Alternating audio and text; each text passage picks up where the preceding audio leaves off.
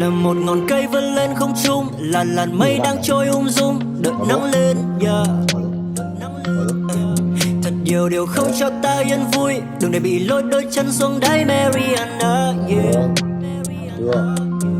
Đã từng bị vây trong cơn u mê, từng được nghe câu nó không làm được đâu.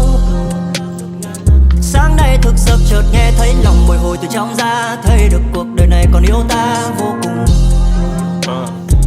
Tốt nhất là nên yêu đời. Ta từng ngẫm điều cũ kỹ, rốt cuộc bao nhiêu là đủ nhỉ? Nhảy nhót giữa đời như lũ khỉ, ngày thì kiếm cơm đêm ngủ kỹ, lắng nghe cuộc đời đang thụ thị và luôn giữ kỹ, không nghe đàm phán với lũ quỷ. Dù chỉ là sợi tóc hay là một góc trong linh hồn, yêu đời là cách ta sinh tồn, không cao không ngạo.